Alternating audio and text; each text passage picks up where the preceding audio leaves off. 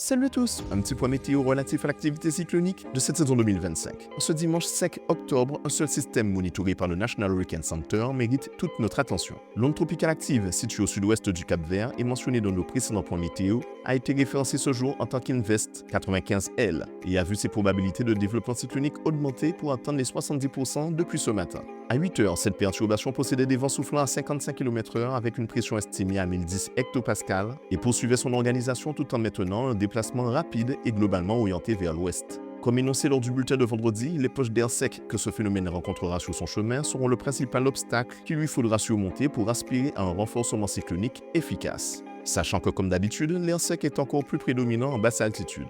À ce jour, le modèle numérique américain maintient l'hypothèse voyant cette onde tropicale disposer de suffisamment d'humidité pour faire face à cet environnement relativement sec, ce qui pourrait permettre à ce système d'atteindre le stade d'ouragan dans le pire des scénarios. Le modèle européen se montre quant à lui encore dubitatif quant à la réalisation de cette projection, mais n'exclut pas le fait que cette onde tropicale puisse donner naissance à un phénomène cyclonique de faible intensité du type dépression ou tempête tropicale.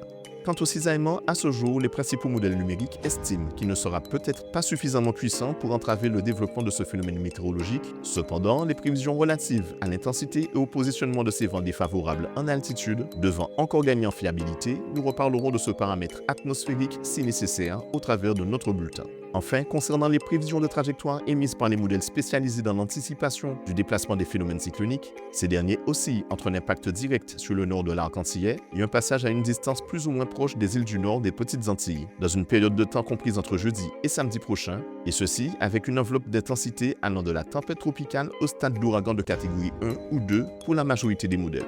Les réajustements des prochains jours nous donneront sûrement plus de précisions sur ce qui nous attend réellement la semaine prochaine. Mais en attendant, les résidents de l'ensemble des îles composant l'arc antillais se doivent de suivre l'évolution de ce système et particulièrement les habitants des îles du Nord.